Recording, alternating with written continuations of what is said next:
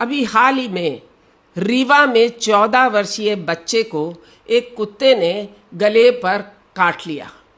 बच्चे को यथावत 5 डोज एंटी रेबीज वैक्सीन की लगाई गई, उसके बावजूद वो बच्चा 25वें दिन मर गया रेबीज से। पूरा महकमा सकते में आ गया। क्या वैक्सीन 100% इफ़ेक्टिव नहीं होती या ये वैक्सीन नकली आ रही हैं? फ्रेंड्स, ऐसा कुछ नहीं है। कुछ चीज़ें हमें जानने बहुत ज़रूरी हैं।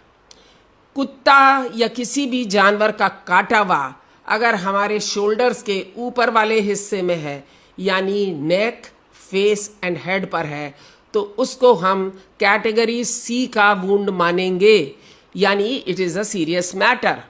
क्यों?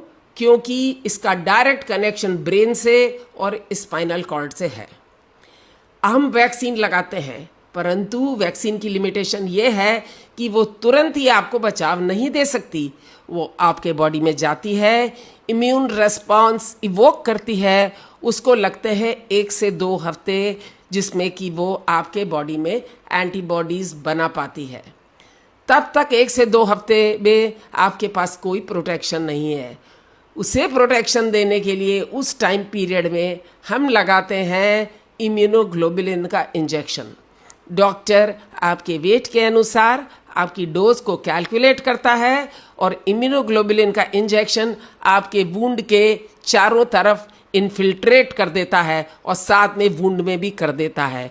उसका करने से क्या होता है कि जो वायरस लोकली वुंड में बैठा है वो नष्ट हो जाता है, और जब तक कि अपनी वैक्सीन फुली इफेक्टिव होती है तब तक ये इम्यूनोग्लोबुलिन 2 हफ्ते तक हमें प्रोटेक्शन दिए रहता है। इस बच्चे के साथ भी वही प्रॉब्लम हुई थी।